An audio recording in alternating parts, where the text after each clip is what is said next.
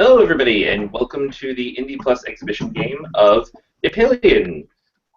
This is April 19th, Sunday night, and we're hoping to show off the game, show you why it's awesome, and why you should play and be interested in it. So I'm Brendan Conway, and I'm here with... I'm Jen Martin. I'm Catherine Fackrell. Quinn Murphy. And I'm Marissa. I'm the creator of Epyllion.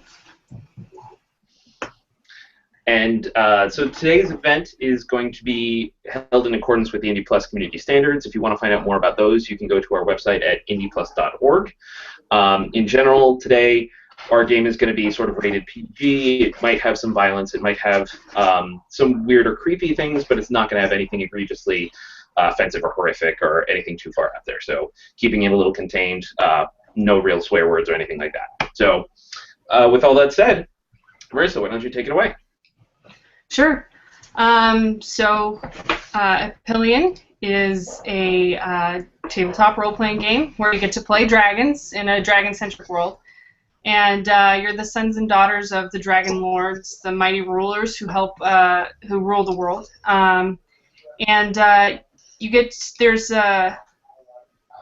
There's a bit of setting to Dragonia. Back in the day, there was the War of Shadow, where a great war swept over the land that was threatening to end the Age of Dragons. There were many casualties, but eventually the forces of Dragonia fought back the darkness and restored peace to the land. Overall, things have been going pretty well in Dragonia. However, there have been rumors that the darkness is seeping back into places that we once thought of as safe. And the council, made up of the oldest and wisest of dragons, have made these young clutch of dragons go and investigate some of the rumors. So today we have our clutch, which is our lovely players here. Clutches are groups of dragons. It's a socially sanctioned group that you can't really leave even if you get mad at your friends. In this game, they get to explore what friendship means to them and get to do some cool things as dragons and perform magic. So hopefully this will be a whole lot of fun.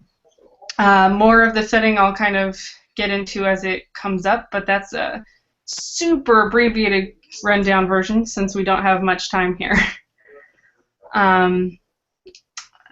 Basically, we already have some pre-generated characters, luckily. So we're going to go through and introduce everybody's character a little bit more and add some more details about Dragonia as we do so. Any questions before I start from my clutch here? No? Okay, great. Let's start with our crafter. Cool. So I am Azrael, the crafter. I am a sort of blue and yellow dragon. I have pointed horns, like pointed forward, not backwards. It's important. And like just a short snout, relatively big claws at the ends of my feet, like long, broad scales, like not tiny little ones, just big, chunky scales.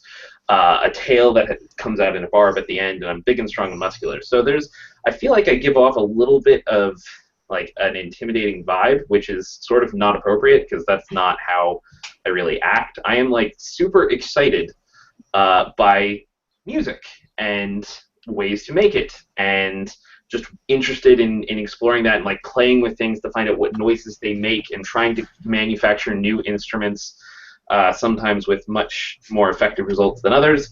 But the net result is that I have this tendency probably to be like, I just want to sit in my room and play with all the different toys I have and put them together and make instruments in different ways. So my virtue is ambition, because I'm always impressed by other people when they're like, no, I want to go out and I want to go do things and I want to go find things and I want to like make more and be better, and that always impresses me because I'm, again, just so interested in sitting in my room and playing with my musical toys. I'm also from House Rothscar, which means I am interested in trying to design something to help a friend solve a tricky problem. Is there anything else I should go over, Marissa? Yes, let's hear what other move did you choose? Absolutely. So I started with Dragon Trade. That's a signature move. That's my sound and my instruments. And the other move I chose was my Monument to the Moons. When I create and describe a work of art, I can call upon the moons and store the effects inside your piece. Name an event that will activate them, and the magic will be released when it is triggered. So I sort of imagine that as like I can put magic into music, which just makes my little heart just grow 10 sizes. Awesome. Yeah. So yeah, that covers pretty much most of that. So when you were so House Rothgar, the House of Gold, is known for their puzzles and as well as their heavy craftsmanship. So you have a who taught you how to play instruments? I think it was Bolgrath, and I think Bolgrath is an older dragon who, similar to me, I mean, so forgive me if I'm adding stuff that shouldn't be added, but you said No, go for it. Rothgar is puzzles and big construction. There's an element to it of like, yeah, musicians are okay. But I mean, it's not as important as making a gigantic tower that will stand for the eons. So Bolgrath is like an adult version of me, the one who's super interested in the music, and I just didn't have, like, they were trying to teach us about all the different kinds of craftsmanship, and most of the more durable, quote unquote, or physical ones just didn't stick with me, and then Bolgrath picked up on it, found me, and started teaching me about the music. Yeah. So let's switch over to our map of Dragonia real quick and have you add where it is that Bolgrath took you to show you some of the ancient instruments that he had found. Because he's a little weird, right? So typically we have dragons, it sounds like, who are from your house, who are more interested in the stronger, more durable, or less whimsical crafts. So where did Bolgrath have to take you to show you these things? I think he took me, and I'm going to go ahead and set it so it sticks with me. Hopefully this map is visible.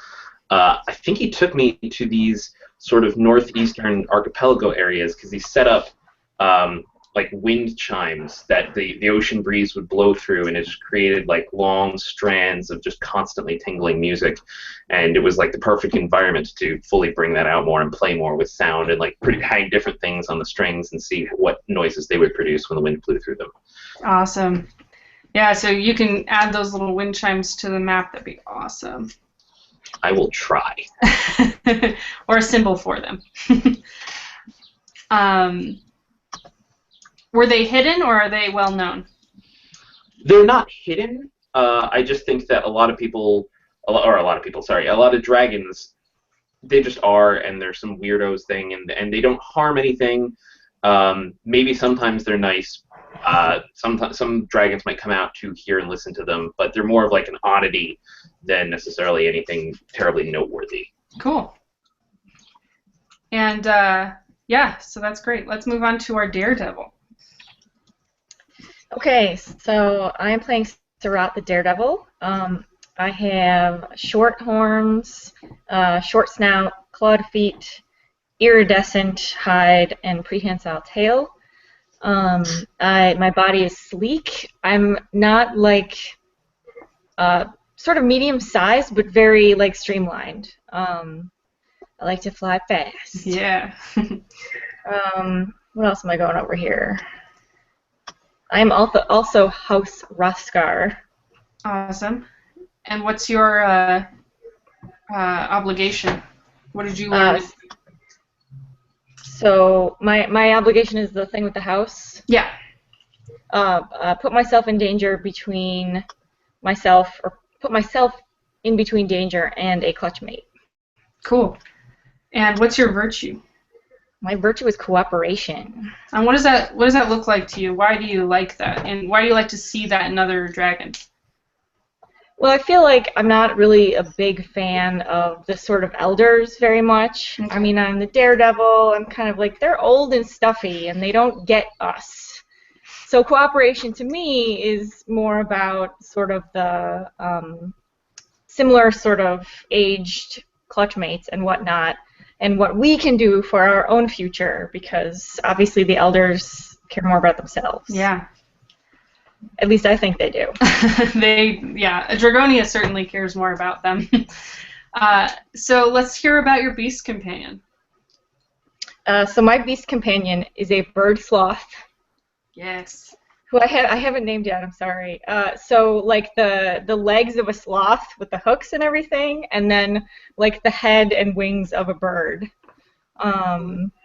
Yes. And so the ability is messenger. They can carry messages far and wide. Plus bird sloth. Yes. A bloth, if you will. Yes, a bloth. In fact, I think that's the name because that's just fun. Awesome. Yeah. So just for everybody's sake, wildlife in Dragonia is made up of many different bits of different animals that us in the human world in real life understand, and animals that present as just one thing are renowned as monsters. So this is very typical for animals to be made up of for a bloth to be around. So that's what the kind of wildlife looks like. How long have you and your bloth been adventuring together? I feel like it's been probably not super long, 2 or 3 years. Cool. And let's hear about your second move real quick. What other move did you choose? Sure. My second move is clear-headed. So when I charge headfirst into dangerous situations, I roll plus courage. I get to ask you questions. Awesome. And if I miss, bad things happen. Yes, they do, but it's okay.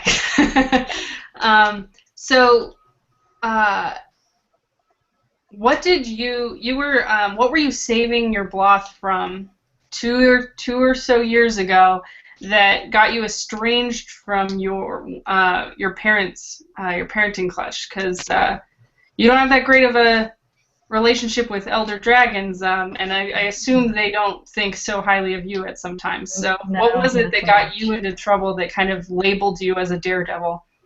I feel like we were probably out on some mission or something, and I saw this thing and I couldn't get to it right then, so we came back and then I snuck out and saved it because it was a little baby and in its little bloth nest with no Yes. mommy. No, my. So I Awesome. went and I broke the rules and went out and rescued it. That's great. So, can you show us on the map where this forbidden forest is that you had to retrieve this? I would love to show you on the map. I don't have the link, so I can't draw. So Brendan gets to draw for me. Yay! You gave me the link. All right, hang on. So what am I? Color? We need like an orangey thing. Yeah. Right. Looks like yellow might be the closest one for you. I got sort of an orangey thing. So the city is in the middle. Is that correct? Yeah. So here, let me mark a. We have the one thing that I get to add because I'm the DM here is the capital. So the capital is right here. This is where the Senate meets and all the fancy stuff goes down. But other than that, this is just where the politics kind of takes place. So that's the main thought there. Everything else is up to you. So, I think that I got the wrong thing here. Hang on. The bloth nest was sort of by this forest right here. By the Awesome. little trees. And I'm gonna add some text. How do I do text? That's fine. We remember the block nest while you work Okay. that out. Yay. So did your so your one of your parents, dragons in Dragonia or in Epyllion don't have gender or sex. It just kind of works however they work it out. So one of your parental clutch his name was Comet, and what is Comet asked you to check in about to make sure, like, what chore do they have you do regularly to make sure that you're not out causing too much trouble? I think they have me probably like assisting in some sort of dragon hospital thing, like with sick dragons. Oh, cool. And how do you feel about that? I used to hate it, but then one of the dragons started telling me the stories about when they were younger and, you know, risky like me, so it's okay. My parent clutch people knew that they couldn't give me something too horrible, like just cleaning up stables or something, because then I would just not do it. But awesome. What is a dragon hospital like? What does it look like?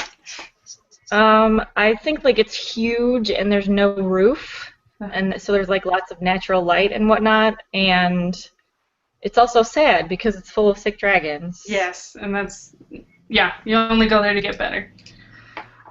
Catherine, let's hear about our Seer.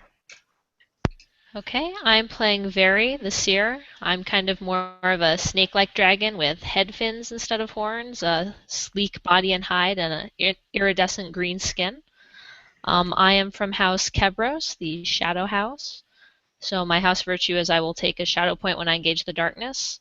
My virtue is empathy, and I took my base move is at the start of the session I have haunting visions about the darkness and get to ask the Dragon Master about whatever those visions mean. And my other move, Touch the Darkness, is whenever I consume a piece of the darkness, I get a vision from the darkness. Excellent. So you're from House Kebros, right?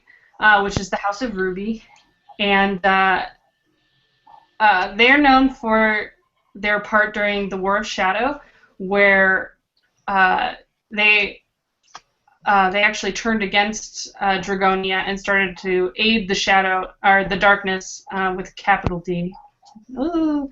And many of them, you know, are not regarded very well, but some members of the house believe that they should redeem themselves and that was a mistake, and some stand by it and feel that, you know, they made the right decision for what they thought was best. Where do you stand on that, Barry? Well, I was always told by my parental clutch that it was a horrible mistake, so I couldn't tell anyone about what I was seeing, about my visions, because then they might think that we were actually responsible and they were still doing something, maybe that they were still in contact with the darkness. Yeah, so your visions are all taboo then, huh? Mm-hmm. And what is it like when you have a vision? What does that look like? Everything just kind of turns kind of gray and foggy, and then it's like seeing things through a dark piece of glass, and kind of see visions of things that aren't there overlaid with the actual world, with what's actually happening. Cool. And what do other people see when you start to have a vision? Do you display any signs of it? Not other than like acting like I see things that aren't there, tracking things, looking at stuff that doesn't exist, but no uncontrollable shaking or anything. All right, great. And can you tell us a little bit more about your virtue? My virtue is empathy, because I really admire people who are dragons who are able to really connect with and care about other dragons, because I feel I didn't get a whole lot of that from my parental clutch, and it's kind of, sometimes it feels like I'm feeling through the darkness instead of like forming real close friendships. So I like friends. I admire people who make friends easily. I like my friends. Great. So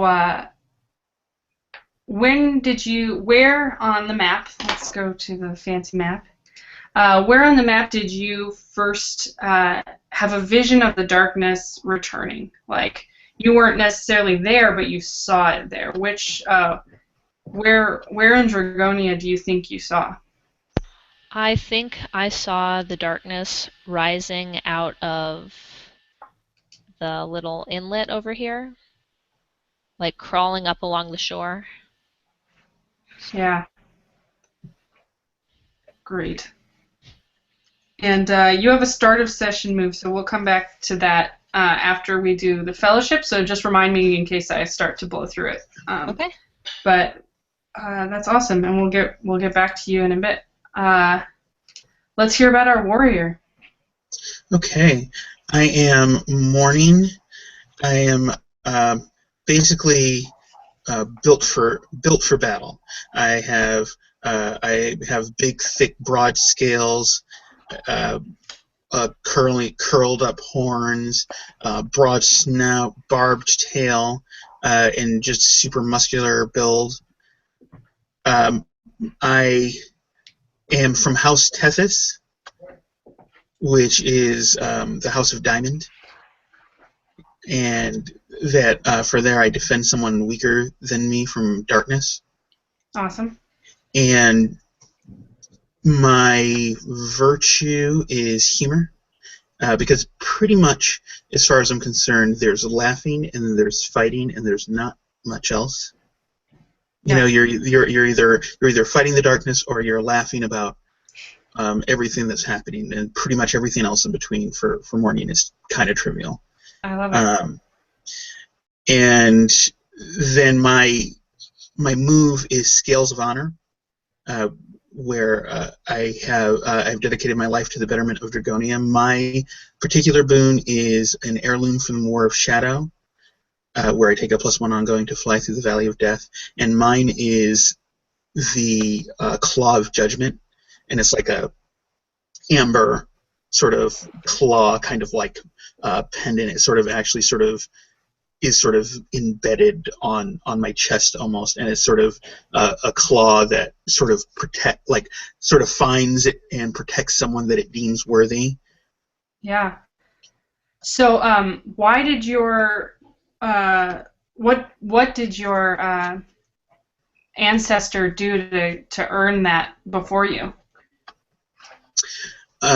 He turned back at the cost of his life a major incursion during the War of Shadow, and sort of what was sort of left of him after that was that claw. I think my ancestor is that claw. Is the arrow? That's awesome. Mm-hmm. Yeah. So that was the we'll say the big turning point in the battle of the War of Shadow, and actually where the forces of Dragonia got a foothold and were able to start winning and fighting back. Mm-hmm. That's awesome. So let's go to the map real quick. And where did that turning point happen? Where's some ruins of that battle?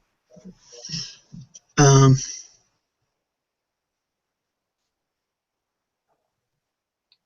think it was actually right by the capital. Cool. Here. Is it the old capital, or is it something totally different? Is the center one the old capital again? Here. The center is the capital now. Yeah. The capital. Yeah.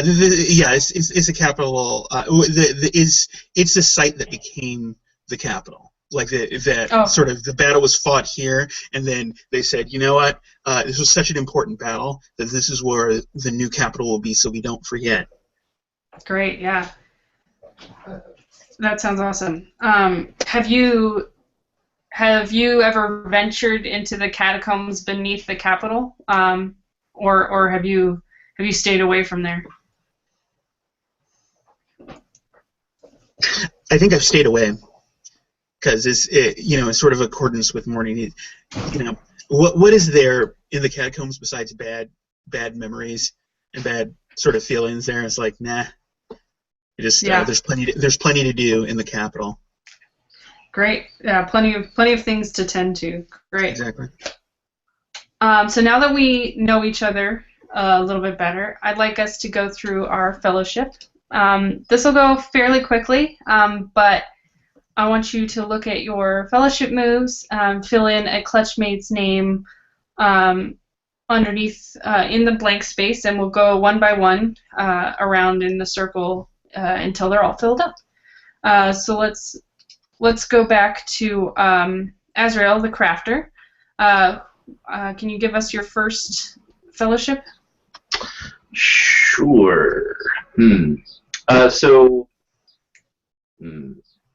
while you think, this, what you're going to do is at the end of these fellowship moves, it tells you if you're going to give a gem to one of your clutchmates or take a gem from one of your clutchmates. And you're just going to add those to the little text boxes that you have set up already. Generally, in the real game, you'd be exchanging pretty gems, but we're a little constrained over Hangouts, being over vast distances. So it's a little conceit there of the game. So go ahead, Azrael. I'm thinking, so for my first one, it's blank asked you to craft something useful for your clutch. Explain what it is and take a gem from them. I think for that one, I want to pick Vary, I think. Because I like the idea that maybe I just diddle around with songs and musical instruments and stuff, and maybe you actually pointed me to something that would have helped us in a particular situation. Considering you're the seer, and you could probably call that out. I'm going to go ahead and say Vary. I don't know exactly, what do you think I created? Yeah, Catherine, what would you want from the crafter? What kind of instrument or song? Maybe a song not necessarily of warning, but like wording. Some sort of song that would either lull something scary into sleep or keep it from noticing us. Cool. I like Does that sound like something you would make? Awesome. Oh, totally, yeah.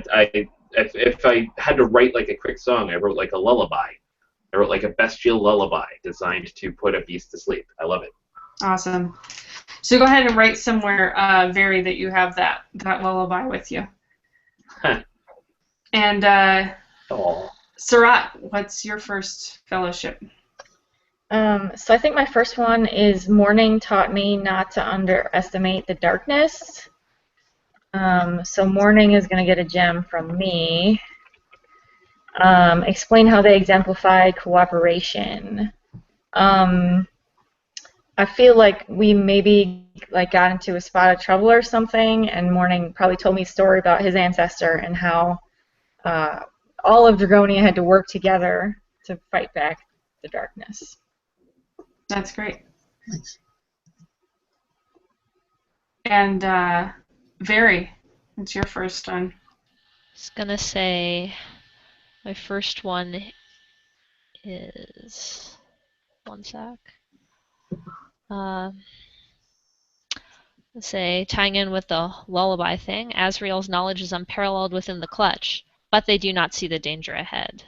Take a gem from them. Like, Azrael knows a lot. Like, they're really smart and they have it together, but they're also they like doing their own thing and sometimes messing around and maybe don't always take everything really seriously. No, if you pull on the cat boar's tail in the right way, it produces such a beautiful note you've never heard before.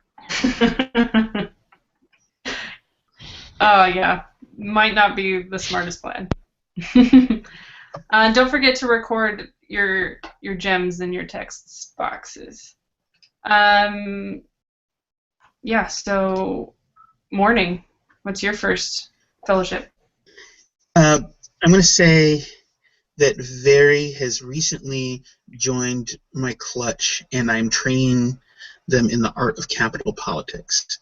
And so I'll take a gem from them. And basically, what's going on here is I don't really have much use for capital politics, and I could, but I have to do them. But it was like, oh wow, you seem like someone who is sort of very involved and like cares about sort of people. That's great. Let me help you cultivate these gifts, so I can worry about battle and the other things that I actually care about. That's great. It's a sign of leadership, right? Delegation. That's how that works? Exactly. Azrael. So my next one, I think I want to go with. Let me make a. Okay. Surratt inspired me to leave my workshop to fight against the darkness. Explain how they exemplified your virtue and give them a gem. I sort of feel like, I don't know, I almost just want to say Daredevil. I mean, as somebody who's unlikely to leave his little pen of instruments and workshop, or his, sounds on his own, I vaguely imagine just an encounter where, like, you came in and were bouncing around, and I, trying to goad me. Actually dragged you out of your place. Physically dragged me out. I love it. Yes. That's great. Yeah. Surratt, what's your second one? Similarly, I saved Azrael from a dangerous monster. I feel like maybe it was on that same trip. You finally get Azrael out of the nest, and you all get attacked by some kind of weirdopus or something. Yes. And you saved me from it, so I guess it's all okay. I guess. Yeah. I mean, I brought you back home so that you can keep on crafting, right? It's fine. Like, wow, that was great. That worked well. You didn't have fun? I mean, it was awesome. And Very, what about you? What's your second one? Well, Surratt is really good at saving people because they also helped save me from the darkness. Nice. What happened there? Well, they did it in a way that exemplifies my virtue, so it was less physical kicking and screaming and more noticing enough when maybe I was kind of falling under the darkness's spell in some way and kind of becoming withdrawn and isolated, that Surratt cared enough to kind of bring me out of it. Yeah, that's great. So, yeah, so they get a gem. And Morning, what's your second one? Surratt has stood by my side in a fight against a monster of the darkness, and then I have explained how Surratt exemplified my virtue. I think Surratt, I was sort of being overwhelmed and threatening to sort of being taken over, sort of controlled by it, and Surratt made a joke, and it was in a weird place, but it instantly kind of snapped me up, and sort of I was able to break the control sort of with a laugh and resume the battle. I love it. That's great. And then I give Surratt a gem. Yes, take a gem. Azrael, what's your final fellowship? My final fellowship is Morning has my back when my tinkering gets me into trouble.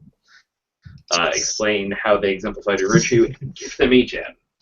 I mean, since my virtue is ambition, and I totally think that this is like, I'll put together a weird musical device and just play with it, and it'll produce a completely bizarre effect, right? Like it'll inadvertently anger all of the badger bees in the area, who will come swarming upon us, and I'll be like, sorry!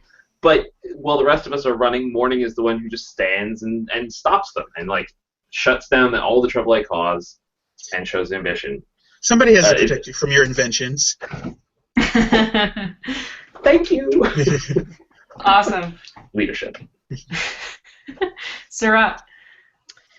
Very made me feel welcome in the clutch when my beast companion fell ill. Explain how she exemplified cooperation and give them a gem. So very good gem. Again, cooperation, right? Like I kind of feel like when Bloth was ill, he was not a nice companion to be around, and I think that Very was kind of the one who got everybody together to kind of take care of Bloth at the same time, whereas individually maybe they wouldn't have done it. That's great. Very. What are you looking at for your last one? My final one is I dreamed of morning long before we met. Tell them what the dream was about and take a gem from them. So I want to say the dream was about their ancestors and them standing at the same spot where their ancestors stood on the ruins of the old city with their weapon in hand. And when I saw morning with that weapon, I knew that they were the dragon in my dream. Nice. That's neat. And morning. Azrael was there when I was most vulnerable, and that was when the parents were sort of like parent clutches themselves, sort of groups. Is that how it goes? Yeah, it's just like you are formed as a clutch. Once that clutch disperses, you can make other clutches, one of which would be a parenting clutch. Mm-hmm. So it can be 2 or 3 or 5. It doesn't really matter how many parents you have. It's just however many they wanted. Mm-hmm. Yeah, I mean, I think that might have been when the parent that I was sort of like one that I was particularly close to, yeah, passed somehow or was maybe slain, in a battle, and I was pretty. I was atypically not mourning in that, and Azrael sort of was there and helped and. We were able to sort of talk and help me regain my composure. I wrote you like a sad song. Yeah. Oh, that would have been perfect. Yeah, something to remember them. That's great. And I still sing that sometimes if I'm feeling sad. Aww. And I can sort of hold on to that. I love it. Beautiful memorial song. Does that mean I get a gem from you, or you get a gem from me? I give you a gem. Got it. So so just to touch on that, Dragonia is a hierarchy based on age, and there are 5 stages of dragon development. There's a raw scale drake, which is what our clutch is composed of at the moment. Then you become a wing scale drake, then a long-toothed dragon, which is kind of the peak of physical ability.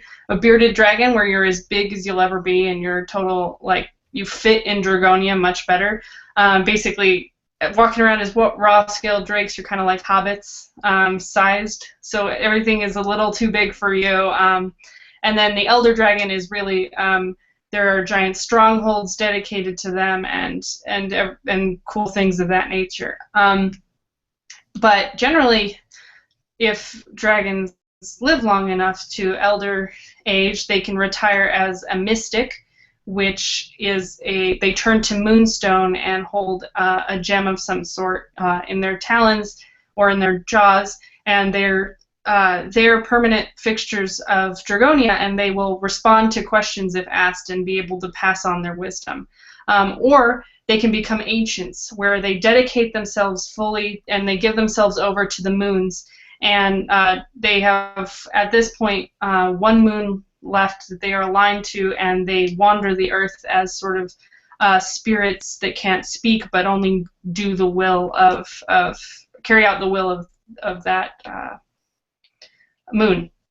As you get older, you lose your connection to the moons one by one, but your strength for each of them the remaining ones goes up, so you get better at doing moon magic with the ones remaining. So as young drakes, you are super flexible, and you can do all the moon magic that you want, and you use your friendship gems that we just passed out, and that we will continue passing out whenever someone exemplifies your virtue. Interrupt me or someone as soon as possible and tell them, hey, that was really, that totally was humorous, take a gem from me, or however that works. And then you can spend those gems to do moon magic, yay!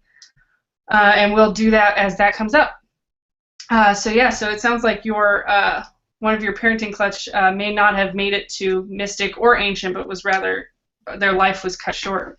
So it was very nice of Azrael to make that for you. So, so let me look at our map here. So we are about to embark on our fun adventure in Dragonia. So there's a Moonbeam Festival that takes place over a 5-day period. 1 day honoring each moon, and what is and the first so far the festival has been going on very, very well. There's different parts of Dragonia host the different moons, different times of the year, and for the festival. And at this point, we are at the Liberty Moon stage, and this year the capital is hosting the Liberty Moon. Morning, since you're more familiar with capital politics than most, what is the main event of the Liberty Moon festival, part of the festival, look like? What happens? What's the main event of this festival? I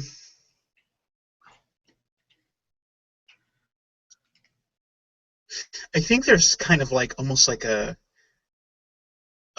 parade of dragons, but like of course like because we're dragons, like in skies, it's sort of like a march of the elders, sort of like a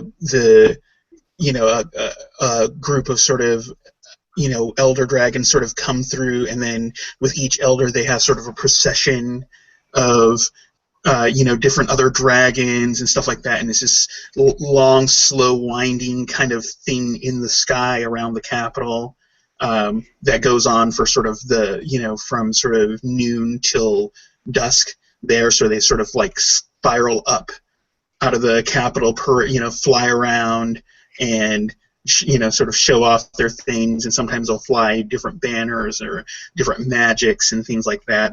They put on a show as they fly around and then go down. That's awesome. Great. Yeah, so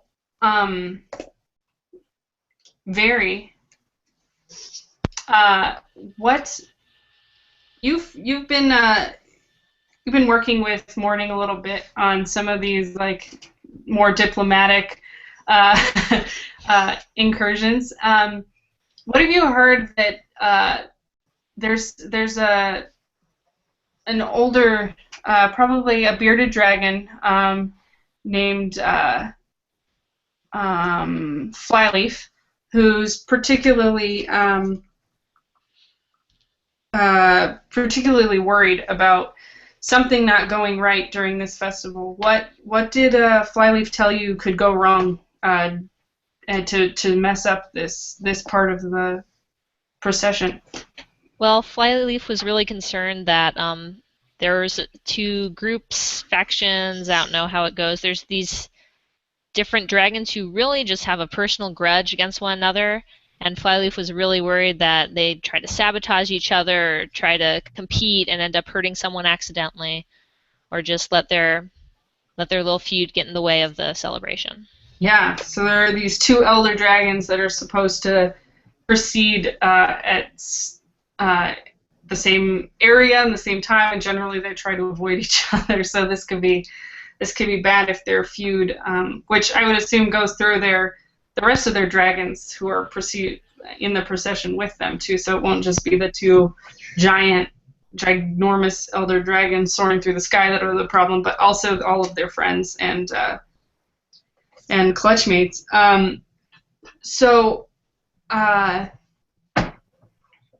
Let me see. Surat. Comet has told you and your clutch to go look into this. Why would this be? Generally, their Comet is more interested in seeing you work through the hospital and make sure that runs smoothly during the festival. What is it about this? What secret did Comet tell you that you need to actually work on this instead of making sure the hospital runs smoothly? I feel like Comet probably wants me to work on it specifically, but all of us, because it would be a good learning opportunity working with older dragons and whatnot.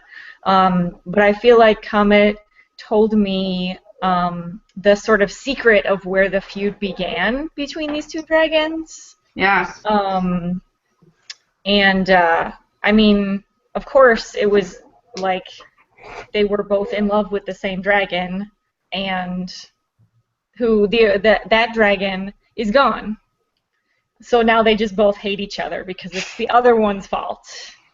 Yes. That the middle dragon was gone. Absolutely. And I don't know if I'm supposed to use that to leverage them talking to each other again. Yeah, we'll get to that. And Azrael, what is rumored of Barge's disappearance, which is the dragon that is rumored to have been that our friend Sirach could connect the dots to being the dragon who disappeared.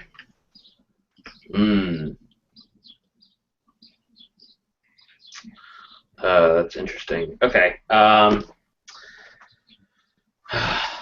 think that Barge is rumored to have gone in search of some like wisdom or something that would push them past this feud, that would help solve this feud. Search for some ancient like library of some kind that would have provided insight upon the ways of the past, and maybe tried to absolve this, or like just found a way around it. Ultimately, maybe even just to get away from it by taking on any quest. And so it's even unclear that Barge, what happened to Barge. They just went, and so some say that they found this ancient library and have never come back, and they're still there to this day. Great. Awesome. So, Very, we have a beginning move for you, I believe. Okay. Yes, start of session move. Can you read that out loud for us? Yes. Thanks. Haunting visions. You are haunted by visions of the darkness. At the start of session, roll plus charm. On a hit, you've seen a vision of the darkness that will aid your clutch's efforts. Learn something useful and interesting about the task at hand. On a 10 plus, you've seen the true face of the darkness. Ask the DM a follow-up question as well. On a miss, your vision is too dark to aid you. The future it foretells is grim and painful. So my charm is -1, so... Oh, that's a miss. Grim and painful, everybody. Oh, your charm is a +1. You're good. Is it? Yeah, it's a +1. My charm is a -1. Oh, my cunning, sorry. Okay, yay, it's a hit. Yay! Yay, I forgot what stats there were. No, you're fine. 7 and 9. So for everybody watching, we'll pause. This is our first roll. When someone rolls 6 below, that's called a miss, and I generally say something interesting that happens. It doesn't necessarily mean that the dragons fail, but it might, or if they do succeed, something else complicated happens that they didn't intend. Generally, something bad happens. And a 7 and 9 is basically they get what they want, but there's something complicated to it. And then a 10 plus is total success and awesome for you. If someone at all hits 6 minus, they get to mark experience, which goes towards aging. So that's how you get older, and more experienced is you get experience. Go figure. So if anyone rolls a 6 minus, help remind each other that you actually get an XP for that. And then at the end of the session, we generally get to do end of session move where you actually get more XP even if you don't roll a whole bunch of misses. I'm not sure if we'll have time to do that, but we'll try. Awesome. So, Very, where are you on it's a couple nights before the festival, or the night before rather, the Liberty Festival, the festival for the Void Moon has just concluded, or is coming to a close. Where are you? What are you doing? Well, the House of Ruby has something with the Void Moon, so some of my fellow housemates wanted me to spend some time with them, so I did that, and I kind of slipped away, and I was going to find some of my friends. Maybe I ran into Morning because they were there dealing with all the political stuff. I had some questions for them about how all this Moon Festival stuff works, how this handoff is going to happen, and then it just kind of hit me while I was in the whatever area they had for the festivities. Yeah. Let me see. Azrael, what is the festivities for the Void Festival generally look like? Or at least the end of the festival of it. Right, so the end of the Void Moon Festival, since the Void Moon is somewhat about like the quiet, the silence, and sort of the emptiness, right, the reduction, the end of the Void Moon Festival is supposed to transition to the next stage. So it's like a constantly crescendoing music in the background, and it's like people, the dragons are the movements and their performances are purposely designed to slowly but surely grow, and like they fly higher and higher, and it's basically growth and exuberance. There are like streamers that dragons you can pour fire into, and the hot air causes them to slowly like extend and explode, and yeah. Cool. That sounds great. So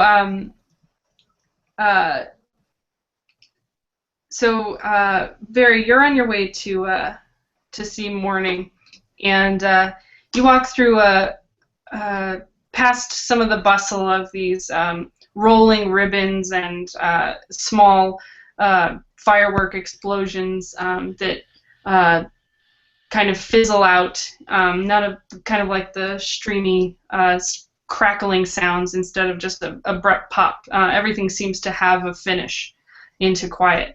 And you kind of duck under some of that. It's pretty easy for you. Everything's a whole, like, above your head for the most part. And walk through an archway. There's a beautiful purple sparkly curtain that hangs down, and as you pass underneath it, it goes over you, and you pass into the next room, and it's completely quiet. You actually can't hear anything behind you anymore, but it feels very natural.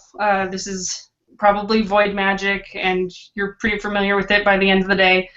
But as you turn back to look at the festivities, your vision starts to get a little foggy, and the curtains parts again. But when it parts, it's no longer this festival. It's two dragons, just huge. You see basically a tail fill your vision for a moment past the doorway because it's so gigantic. And it seems to be two that are spinning and walking in a circle. And as they do so, you see that they're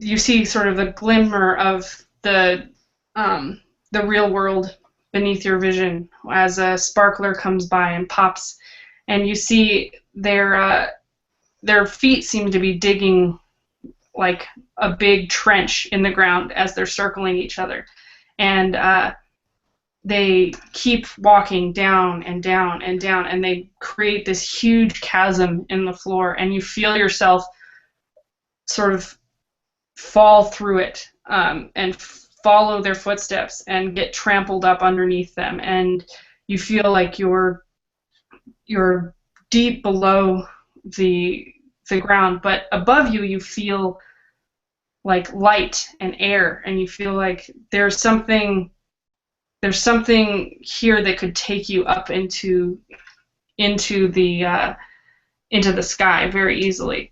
And as you sort of assess your surroundings, you see a great library with books. What do dragon books look like? What do dragon books look like?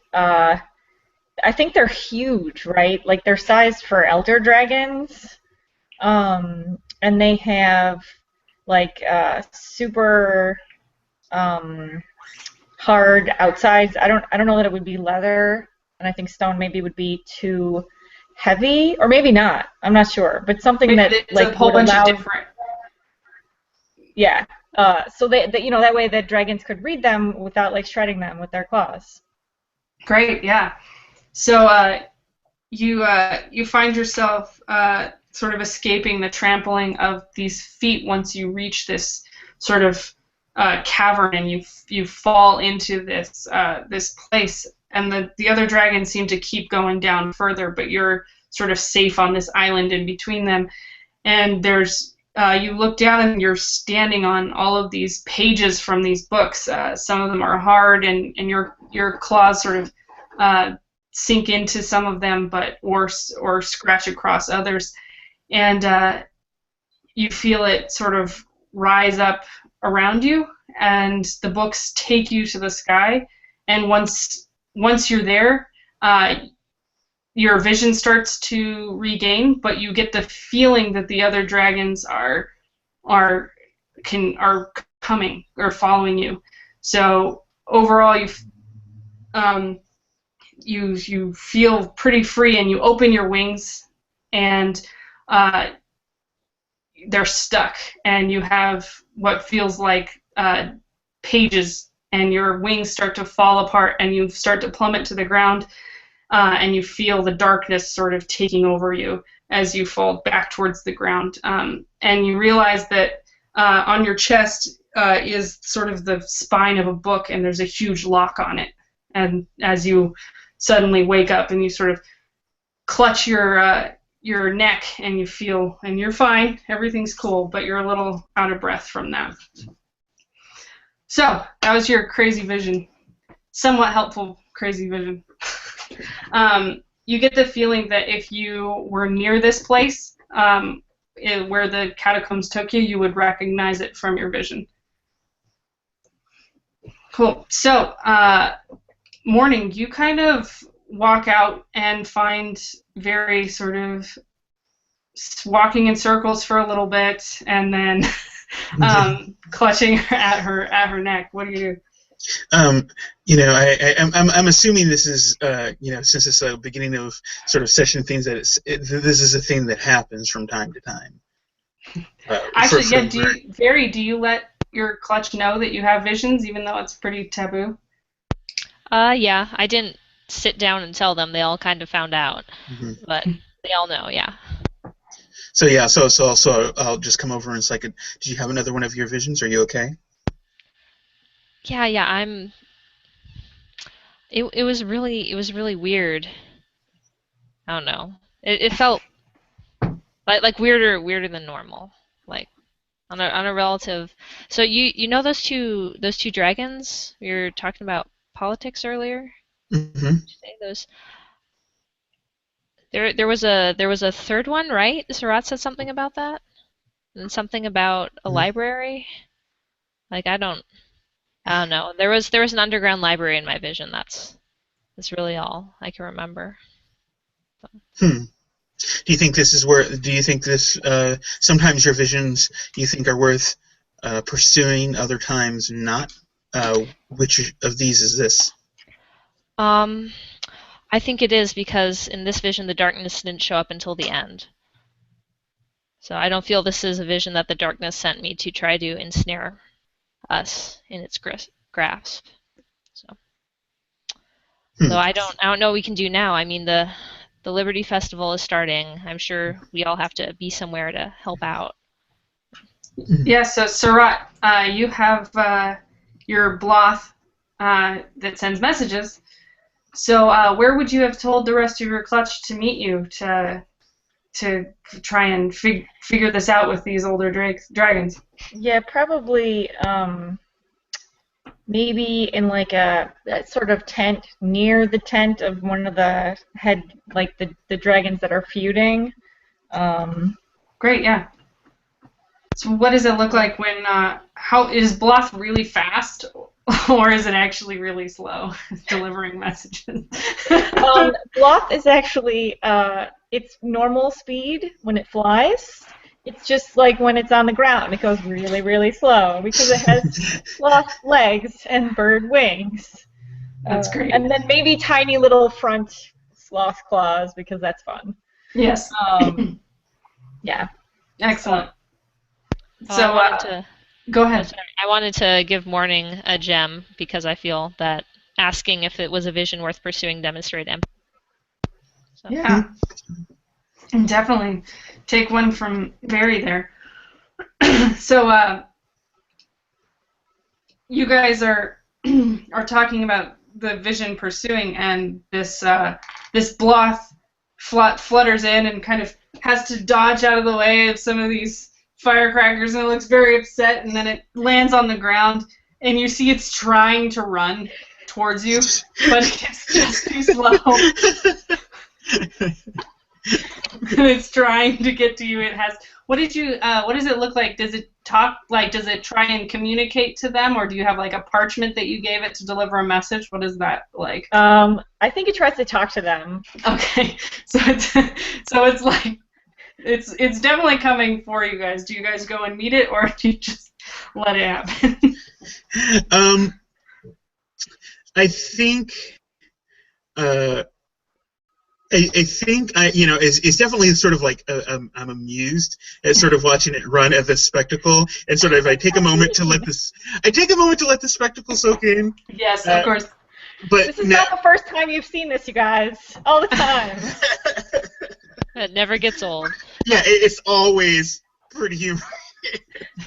Yeah, so Morning starts to laugh as this thing is just trying to get to you, and it claws its way up to you, and it starts to gesture like dramatically, and it's like makes a scooping fashion at the both of your feet. It's sort of like this, and then it turns slowly, and then it gestures its big long claw out towards the exit.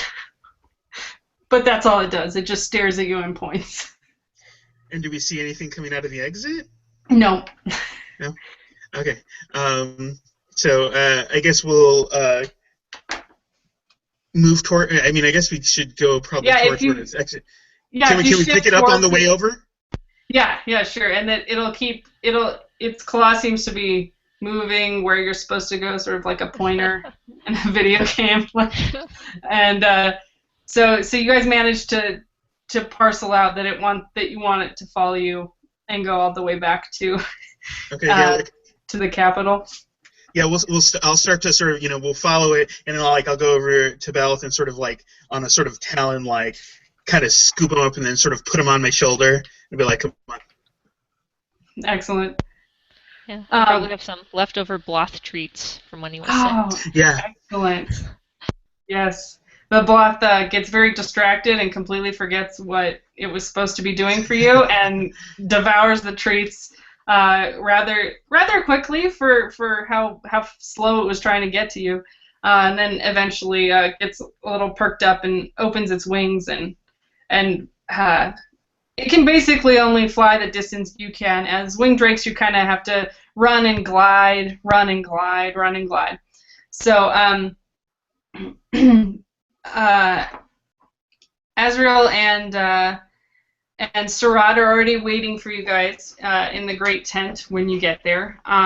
So let's have you. Let's see how you formulate your plan once you get in. The Bloth flies all the way to Surat's shoulder, doesn't have to crawl nimbly towards Surat. So go ahead. It sort of snuggles its head against you. Oh, your cat is so cute in real life. It's hard to. This is Bloth. Yes.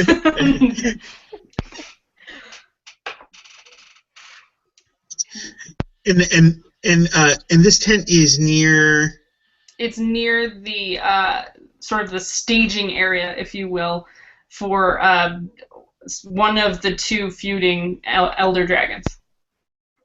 Okay. Can one of them be named Onyx? Yes, Onyx is the one that you're near.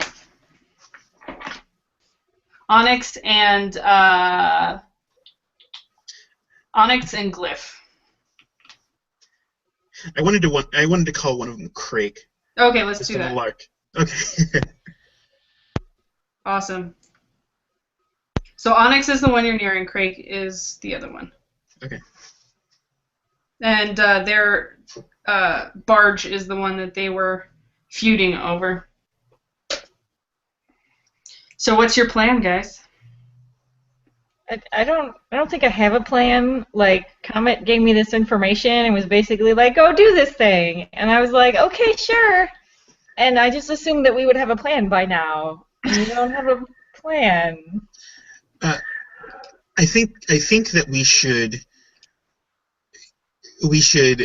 split up, and each of us should talk to, two of us should go speak with Onyx, and two of us should go speak with Craig, and just let them know that this is a festival, civil, and that we've heard of the tensions, and we maybe just try and calm them down, or at least gauge if they might be up to anything, although I'm not sure I have the capacity to sort out the workings of an elder.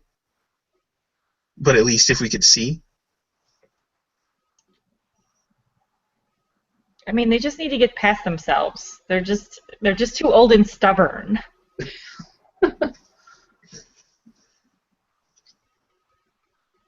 So do you guys like that plan? Are you going to split up? I think that sounds like a great plan. Who's going to go with who? I could see how we, I could go with Very. I probably need Very to go along with me, so I don't mess this up. Here I could find myself yelling at an elder dragon, and that would just not actually go very well at all. Maybe you should go with Surat. I think they're more likely to yell at an elder dragon. No, I think Morning doesn't want to yell at an elder Oh, dragon. okay, sorry. No, I'm trying to avoid that. Okay, I thought you were trying to prevent someone else. Okay, no. Does that sound good to you guys? Stopping me from yelling at an elder dragon will go to Azrael. Yeah, that's great. That's Excellent. great. So, Surat, which dragon are you going to go talk to? We're going to talk to Onyx. Excellent. Then Very and Morning is going to go talk to Craig, right? Awesome. So,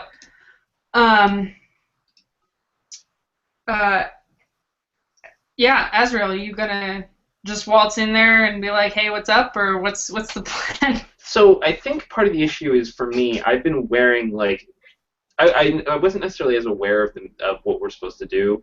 I thought I was part of the party, or like the celebration, so I constructed a specific musical instrument harness using compressed air to blat like pipe organ noises out of my back. My legs are like triggering notes, and my tail controls the pitch. It was way louder than I expected, and so I got a lot of angry stares, but I haven't had a chance to take it off yet. So I sort of feel like I come in, boop, boop, boop, boop, boop, boop. Yeah. Can I give him points for humor for Absolutely. for unintentionally embodying Absolutely. humor? That's perfect. Okay. Please take So it go down, ahead. sir. Thank you. Take a gem from Morning there.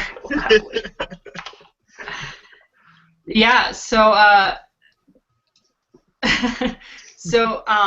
this is the staging area for an elder dragon, and y'all are just kind of awkwardly Exactly. rolling in. Once you start to sort of waddle through the tent,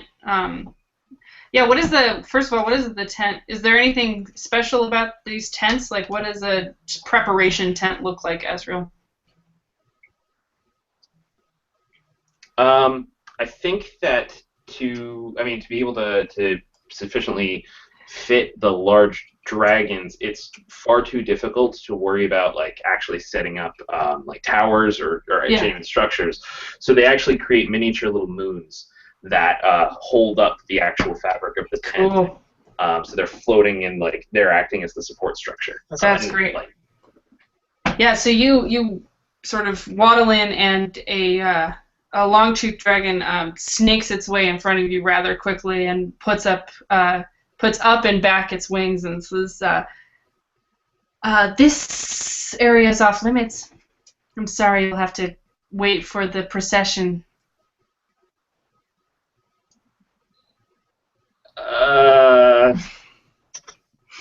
Well, we're here to talk to Onyx, and it's important though. So surely it's fine.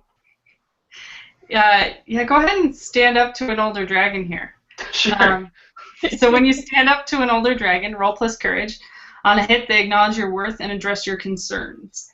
Oh, this is gonna go Too great. bad I'm not doing this. Yeah, too bad. It's almost like I stepped back to watch you. To watch me fail. That's a 5. That's a 5. Oh, dear. What did you? help? Yes. Oh wait. Yeah, because it's +2. Yeah, go ahead. Okay. Oh no, it's a +1, so you can't. Sorry. Okay. It's too low of a roll. Yep. Fun. I So failed if too you hard. rolled a 6, it would have worked out. All right. So you said you're here to help. Yeah. We're here to, we're here to just talk to Onyx and help, and surely that's not a problem, right? Oh, of course. We've been waiting all day for you. I can't believe you're so late. Come in quickly. Come in. And is this any? The dragon's wing scoops you up as well, Surat, and shovels you into the tent.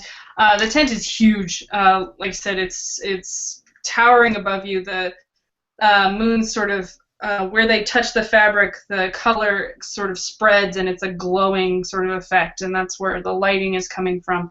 And you see in the middle of everything Onyx, and Onyx is this sort of feathered dragon. It's got rather small for an elder dragon, still much larger than you, but sort of a sleek face with feathered mane, and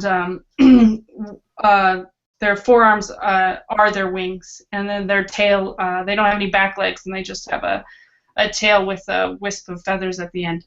And they're sort of a iridescent, like peacock blue and black. And Onyx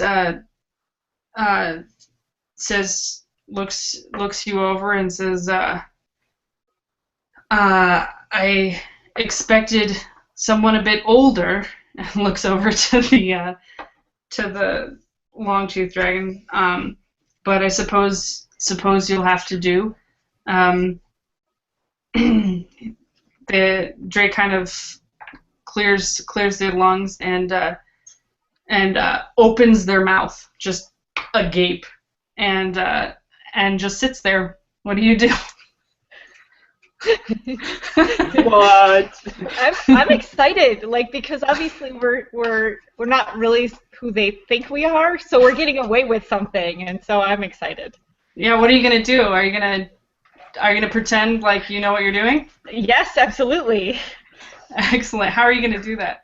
Well, I mean, so does it look like Onyx like wants something specific, or like what's with the mouth opening, or? Yeah, if you look around a little bit, it looks like there's some sort of, like, maybe you're supposed to get in the mouth and then do something, but it's not entirely clear what from just looking around you're supposed to do other than get inside the mouth. Okay, I totally get in the mouth. All right. Have a gem for ambition. Excellent. Take your gem from Ezreal.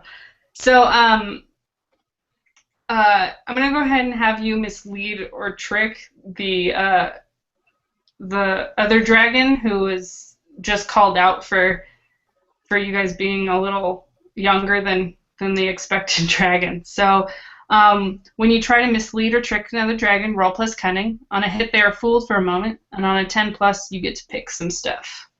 Okay, I'm rolling +0. I fail. Although somebody could help. Yeah. I'll help. What are you gonna do to help? How are you gonna make this believable? Oh gosh. like we know what we're doing. I'll follow Surratt and into the mouth. You're just committing. I'm basically committing to it. This is horrible. All right. So for help or hinder, so you're going to help a clutchmate after they've rolled, and you're going to roll plus the gems that you have with them. This isn't spending those gems. You just count up the gems that you have with Surratt, which is none. Which is none. Aww. And roll plus that. Here we go. Woohoo! Oh, yes. All right. You make it look good.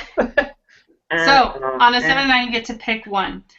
You learn a valuable secret from this long-toothed dragon. You create an opportunity, or you confuse them for some time. Which would you like?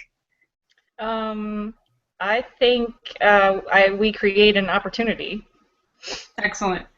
And is that to do what? Do you want to escape, or do you want to actually accomplish what you're there to do? I want to accomplish what they think you're there to do. Exactly. Okay. So basically, you create an opportunity, and by rushing in there, the snake-like dragon sort of scrambles to their feet and gathers some materials for you, and sort of brings over to you a great big shell with some sand in it. It's different colored sand. It's very pretty. And puts it in front of you and sort of blows into it to start a little fire. So you get the idea that you're supposed to ignite this into the dragon's belly through its mouth. Awesome. So you created an opportunity that, like, they are bringing you what you need, even though you walked in without knowing what you needed. Yes. So you're going to ignite it? Yeah, I'm going to ignite it. Also, I would like Azriel to take a friendship gem from me for cooperation. Yes. Excellent.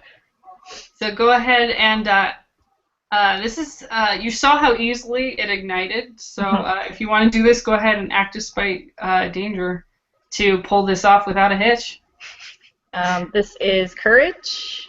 Yeah, act despite danger, you roll plus courage. And on a 10 plus, you succeed despite the odds. On a 7 and 9, you fumble, stumble, or embarrass yourself.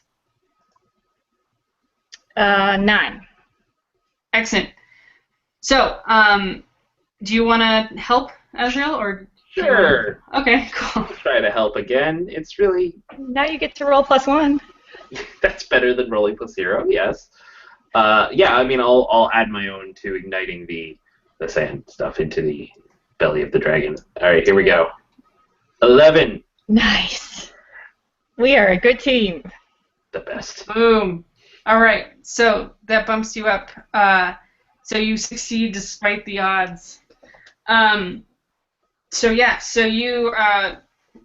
Oh yeah, how were you helping? Were you also blowing into it, or were you just lending support another way? I was blowing into it, yeah, and which totally means I have to straighten my body out into a form that I've formed a blaring note from my little musical harness. But whatever, it's fine. It's music and performance.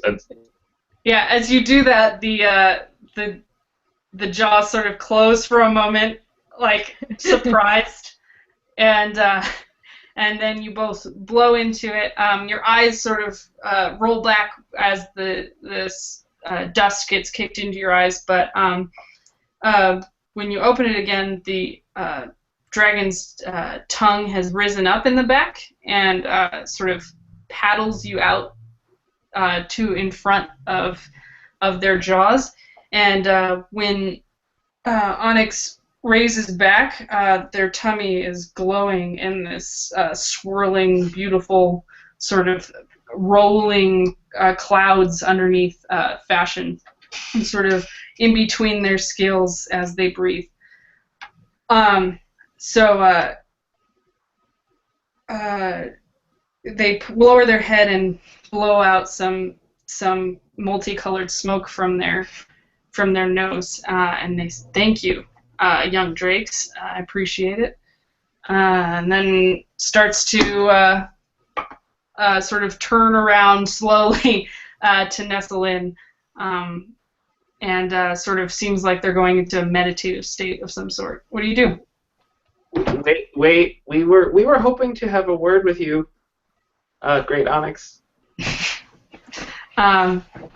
So Onyx raises like little horns on above one of their eyes and sort of turns their head back over to you and puts their snout right back in front of you and moves their eye closer and says, "What can I do for you?" Looks mostly inquisitive as to why you would be asking anything of them right now. Yeah, with a big, enormous dragon head and a big, enormous dragon eye right in front of me, I do a little beep boop, beep boop as I scoot back behind Sarat. Wait, you get behind me? Yes. You're making me talk. Yes. I don't talk. What is this about? What do you say, Sarat? Go get him, Ray. Yeah, it's silly comment. You thought we could talk. So, great Onyx, I have been charged by Comet to speak to you about, these are all actual uhs and ums, by the way. Yes. About, the recent tensions that have been felt between you and Craig, and to offer a listening ear to maybe straighten out all of these tensions.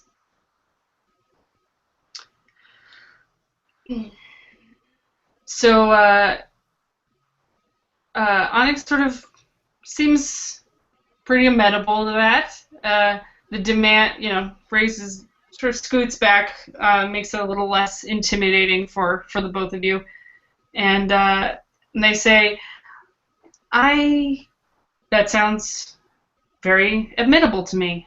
If you take my demands to Craig and say that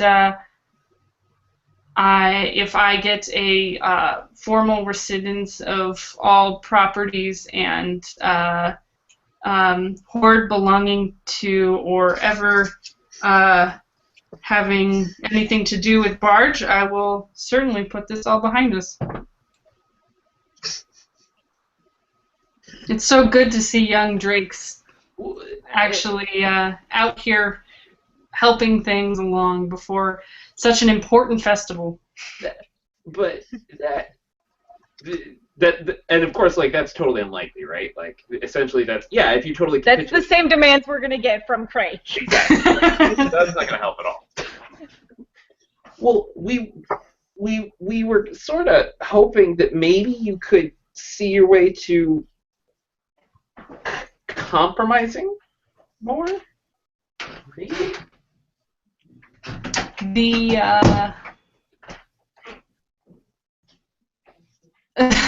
So Onyx sort of looks at you puzzledly and says, compromising for what? Well, instead of demanding everything and, expecting Craig to give up everything from Barge, maybe you could come to see eye to eye and maybe split it, or maybe. So Onyx sort of bristles their little where their eyebrows sort of would be, and you can go ahead and study them if you want to know a little bit more, or you can stand up to them and actually or try and convince them to help you rather. You have to stand up to them to sort of get them to back down from their all or nothing. So would you like to study them before you do that, or do you want to just jump in and stand up to them? I'm totally willing to stand up to Onyx, but I want Azrael to do his thing first if he wants to. But it's very obvious that I am willing to step forward and You're ready. do this thing. Yes. Ready. Sure, let's have you just do it. You stand forward. Okay. Like, all right. What do you do to stand up to? What do you say? So, we get the bristling or whatever, and that kind of makes me mad because it's like, like us young Drakes, we have important things to say. And just because he's so much older than us and, higher class or whatever, like, it doesn't mean that the things that we're saying aren't important. Yeah, absolutely. Do you say that? Yes, I absolutely say that. Excellent. So when you stand up to an older dragon, roll plus courage. On a hit, they acknowledge your worth and address your concerns. Let's see if you can All get a right. hit. 10. Boom! So, awesome. So go ahead and pick one from the list. You delight them, they give you a useful item or fancy gift. You impress them, they offer you a favor or accommodation. Or you intrigue them and they tell you something useful or interesting. I impress them, and they offer a favor or accommodation. Excellent. So, yeah, so Onyx sort of tilts their massive head and sort of brings their wings forward in a sort of like having their feathers splayed out before you, and looks rather impressed. Much to, I'm sure, Azrael's surprise. And they look at you and they say, yeah, I do see.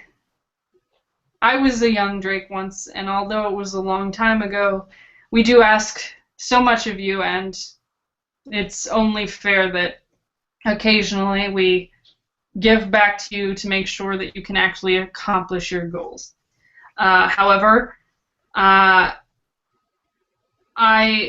do require them to give up half of what they have claimed toward to that belonging to Barge and our clutch dealings.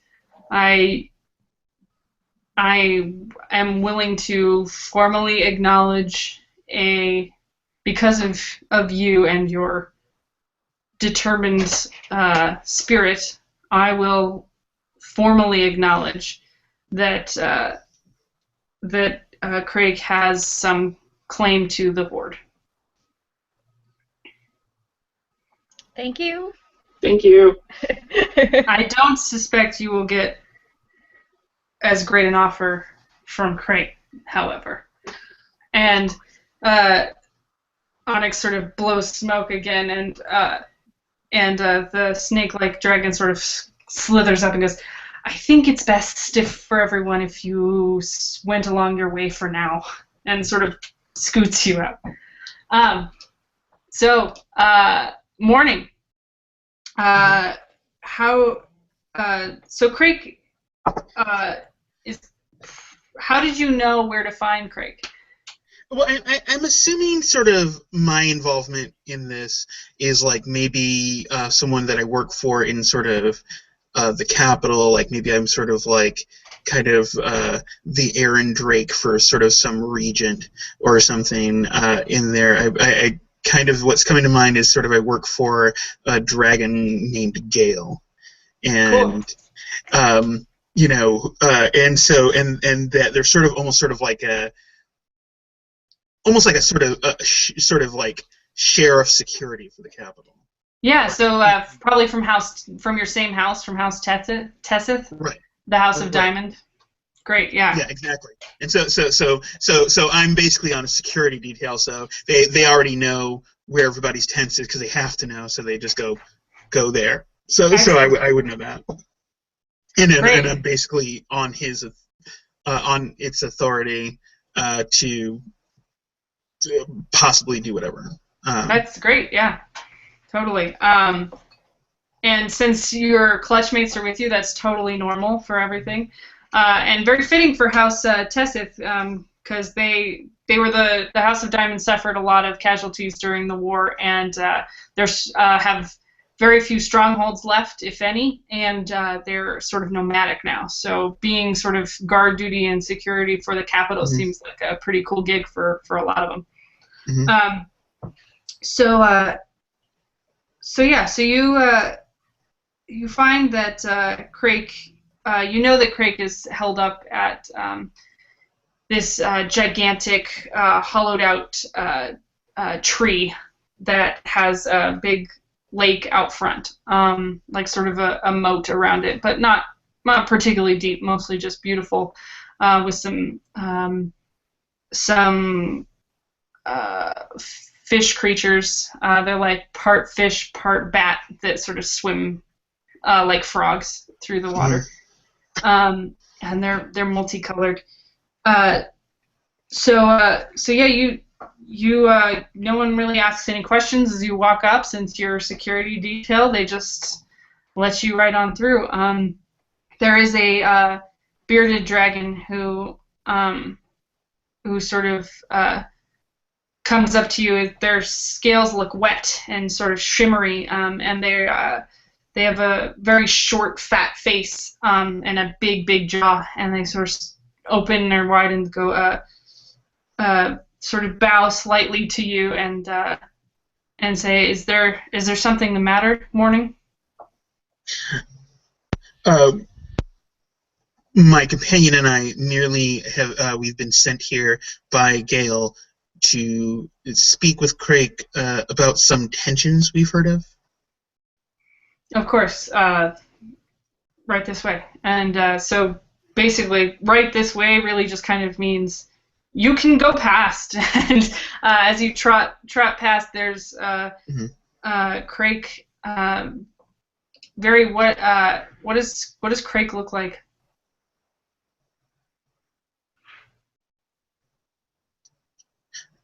Are you asking me? Oh, there, yeah. Oh, you're asking me? Yeah. Okay, sorry. He's really big and kind of like boulder shaped, like in one big block of dragon, with kind of a tail at the end, and the wings look like maybe he can fly with those wings. He might need some help from other dragons to stay up there for any amount of time. It's just very large, very rocky hide, moves very, very slow. Great, cool. Yes, you come across this, come up to this mountain of a dragon, and what do you say? Is there a proper etiquette, Morning? Yes, I think, one way to sort of shortcut some of the, I'm just a drake and you're elder drake, is sort of to be sent here under another sort of like an elder dragon sort of thing. So being sent here by Gale, it's like under Gale's authority. I sort of have I don't have Gale's authority to sort of speak for it, but I have authority to sort of open up the doors, right? I've been sent here by Gale, and it's sort of how I lead out. Gale sent me here, so that at least buys us an audience. Yeah. And then sort of some, maybe some formalities, hey, we've been sent here by Gale, and she, or it, I keep thinking of it, but Gale wants us to think of, or wants us to speak to you about some past tensions that might come to the surface with a dragon named Onyx. And that I'm a little sort of careful about, trying not to open up old wounds. Right. Yeah, so you say that, and you realize that what you've probably know of Craig, but what you thought you were looking at was not actually the head, or rather the face of Craig, and the mouth sort of opens, sort of almost Muppet-like, with just the jaw sort of coming down, and there seems to be smoldering, lava rock sort of rumbling inside, and you still can't quite make out where the eyes are, but what you thought were the eyes were actually big nostrils that sort of are wisp-shaped, and hot air comes out at both of you and sort of blows through your scales. As Craig says, I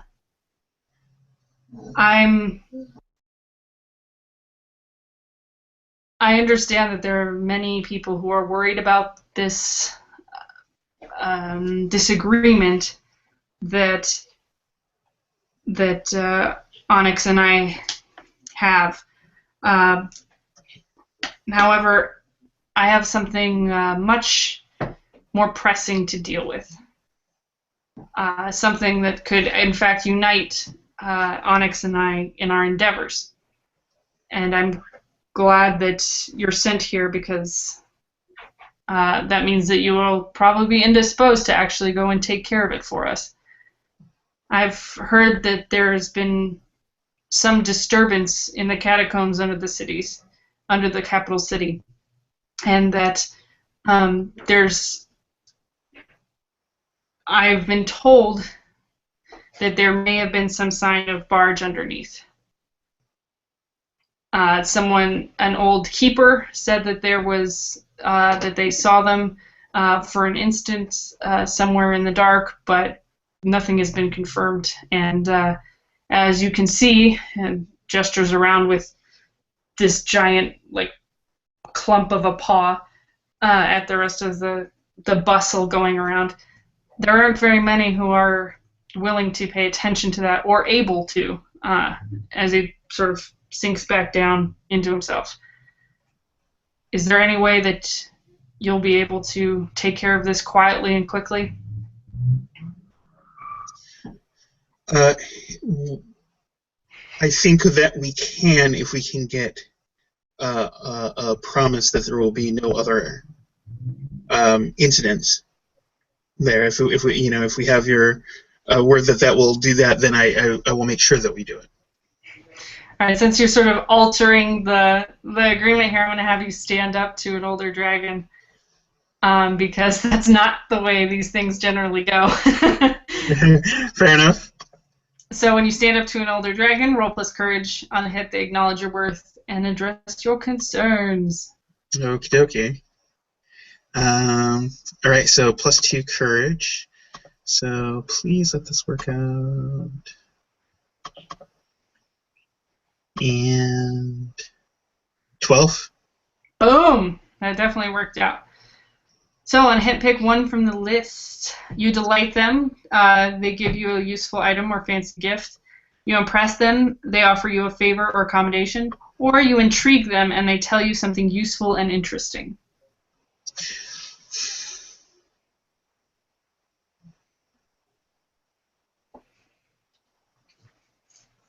I think I intrigue them because I think I just politely enough completely broke this protocol that they're a little interested. Yeah, because you clearly know how you broke it, right? And it seems intentional. So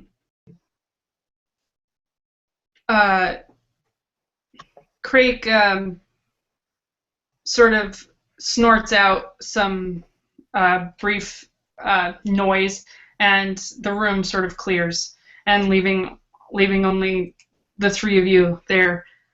And Craig says, there is tell of a library in the old capital, or in the catacombs underneath the capital. However, there are reasons that neither Onyx nor I have ventured down there. There's also tell that something has been awoken. Some call it the darkness, though I dare not bring that to the Senate without proof.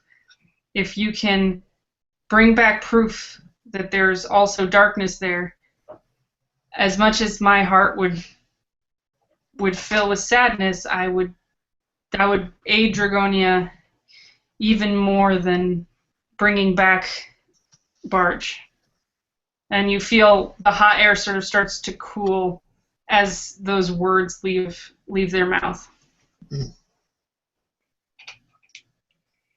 But there isn't much time, and you should, before the festival, and I'm afraid that if anything were to happen to the Liberty Moon on this day, that it would be detrimental to the festival and to Dragonia if the darkness is to return.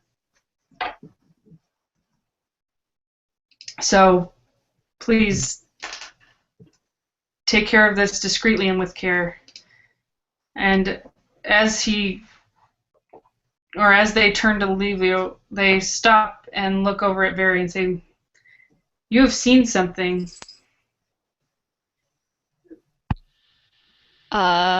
Seen something?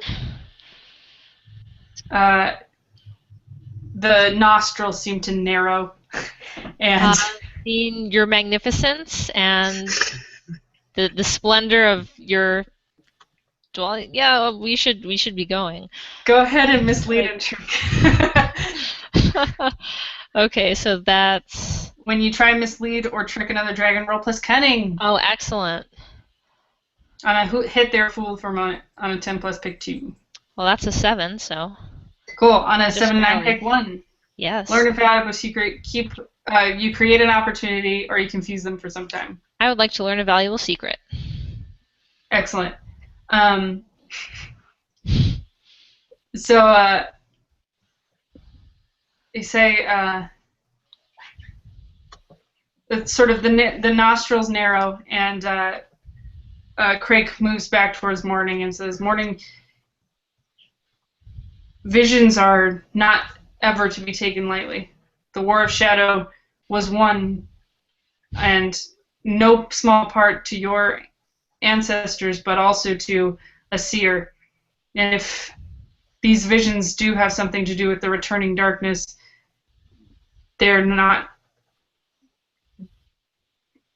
there's probably something down there that's triggering them. And it may be another dragon, because seers are only seen in these times, but sometimes through dreams they can communicate. So be careful of who you meet and who you trust. And do not take any of this lightly. If there is any visions or not to be had, just be sure that if someone has told you of the darkness, that is taken seriously." And sort of retreats back, sort of makes another noise, and all of the people come back in. Or, sorry, all the other dragons sort of scramble back in. Some of them gecko across the top of the tree trunk. Cool. So, yeah, go ahead. We'll acknowledge that and sort of, I think, get ready to make our leave. Excellent. So you all can meet up right outside of, in the capital with all the hustle and bustle. The Bloth is probably waiting outside for you, outside of the tent, sort of scooping and then pointing. We know the drill. Yes. So, what do you guys say? Azrael, what do you tell them when you get back? We did so good, you guys. Oh my gosh. We blew sand into Onyx's belly, and then Sarat spoke with the wisdom of the ancients, and Onyx totally agreed to let this all go as long as Craig is just willing to cede half the claim to Barge's stuff. Not a big deal. Something of a big deal. No, it's totally fine, right? Like, if Onyx can give up half, then, if Craig doesn't give up half, that makes Craig look bad. Yes. That's true. But we came back with another mission entirely, and that it might be able to, at least for the time being, resolve all of this. And then I'll sort of look to Varian. It's like, and you should maybe tell them about how this relates to your latest vision. Barge is in the catacombs somewhere, possibly in an underground library, and Craig says we have to go down there and find them. And kind of promised to not cause trouble if we did so. I mean, I can't promise that. You ask too much. Well, alternatively, could we not? Well, Why would we not? That sounds awesome. I had a mistake though. Yeah, you should definitely go. I can stay here and see if I have more visions, and then I will send a Bloth after you to let you know what's happening. I can stay with you. Guys, Yeah. morning, tell them. We should all go. Like, we should be together. Don't you guys want to do a mission all together? I think there's strength in numbers. I think if there are the kind of things that are being hinted at down there. We're definitely going to need Very's sight. We're going to need Sirot's daring. And we're going to need, most likely, some contraption from Astral whilst we're down there. At some point. Invention, not contraption. And Invention. Art. then you'll need me to protect us from the contraption. Well, is that a convince a dragon to help you? Yeah, let's do that. Go ahead and convince a dragon your age or younger to help you. 4 PCs on a 10 plus, you get to pick one. So when you convince a dragon your age or younger to help you, roll plus charm. I'm rolling, right? Is that what's happening? Actually, Not yeah, morning? you're probably rolling because you got morning to start talking about it because you wanted cooperation so bad. Yeah. Okay, this can only end well. I have a -1. Excellent. Oh, 10. Boom. Wow. All right. So, Very, you're the one who is most opposed to this. Is that correct? Very's kind of scared, yeah. Yeah. So if you do it, you get experience, and if you don't do it, you mark a shadow. So that's a good time to talk about shadow real quick. Everybody has a shadow track, and it represents how much the darkness has a hold on your dragon. When you mark it, you can mark anger, doubt, shame, or fear, and you can mark them in any order. And when you mark a shadow, you must take the action associated with that shadow. So for anger, it would be lash out at a friend. And when your shadow track fills up, so you have all 4 marked, you become your shadow self. And that's sort of you're lost to the darkness, and your friends need to help you get out of that. So what are you going to do? You're going to go along with it and get experience, or are you going to not? Well, I feel thematically, and also to kind of demonstrate the whole shadow thing, I'm going to take a shadow point and mark fear and exaggerate the danger of the situation. Yes. That no, I had a vision and it was terrifying. It was one of the bad ones, and it's just don't go down there. We should get older people or something or someone, but it's far too dangerous, and the darkness will get us if we go down there. Excellent. So, so basically, I'm going to, so she would mark a shadow, and that just means out of her 4 shadow tracks, she only has 3 empty spots left before she can becomes her shadow self. That also means, though, that it's not all bad, because shadow is kind of also falling to the darkness has its perks. She has a +1 now to doing shadow magic, which is sort of a dark version of moon magic, but it's more versatile because you can have as few moons as you want and still be able to do any kind of magic that you'd like. It's just a little dangerous if you can't control it. So I think we're almost out of time. Is that right? Yep. Brendan? Great. So basically now what we would do is find the entrance to the catacombs, survey an ancient or arcane area, get some cool knowledge about that, and then pretty quickly probably call upon the magic of the moons for some cool effects. Whether it's building some sort of taking care of an obstacle or banishing some darkness monster, and then a lot of your individual moves would trigger there. But I want to go to the end of session moves real quick. So we have a little bit of time to do that.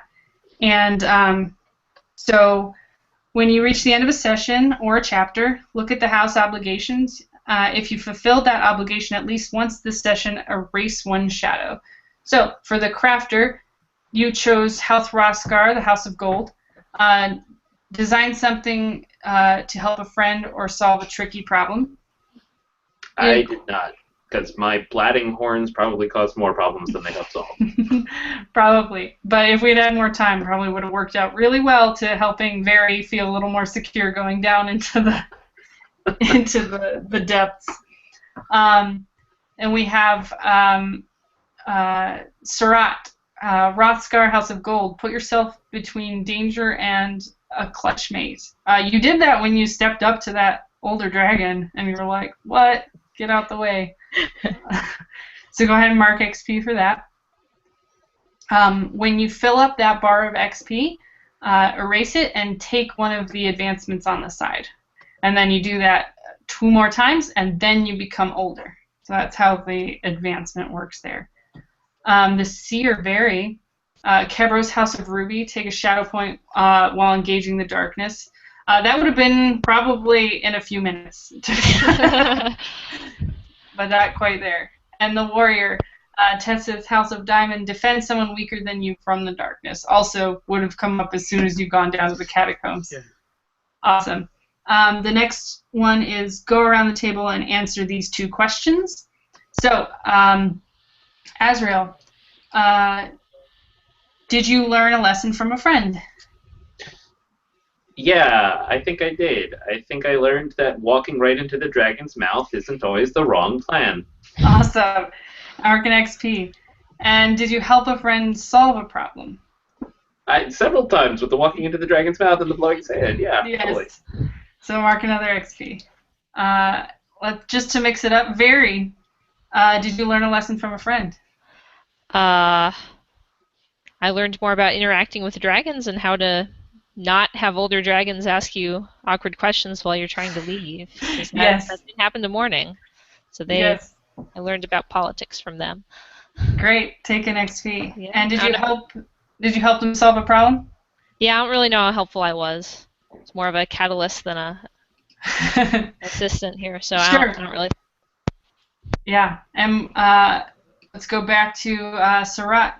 Did you learn a lesson from a friend? I kind of think no, because I kind of charged forward and did my thing, and we succeeded in our sort of end. I feel like I would have learned a lesson if we would have gone into the catacombs. Yeah, I think as soon as and that lesson would be don't charge into the catacombs. Very possible. And did you help a friend solve a problem? I think so. Yeah. Yeah, pretty blatantly there. And Morning, did you learn a lesson from a friend? I don't think I did. There I was sort of going through, I got to this part of it, I got to sort of touch on a lot of things in my wheelhouse. But I think I did help solve a problem. Yes, you did, definitely. Take an XP for that. And then as a clutch, you guys get to answer the questions. Did your clutch hold back or expel the darkness? Not yet. Not yet. And did your clutch move a dragon older than yourself to action? Certainly. Yes. That was pretty impressive to get Onyx to give up half of the horde there, or claim half of the claim of the horde. See, it's a pretty big deal. So, and then if you got any advances, you would take them, and yay. Then I also like to go around and do roses and thorns. So it's just one thing that you liked about the session, one thing you didn't like. I know we didn't have very much time to do basically anything. So if we can make the thorn something other than we didn't have time, that would be really helpful for me. And this just helps me become a better GM, because I'm ultimately probably not the best person to run my own game, but I do try.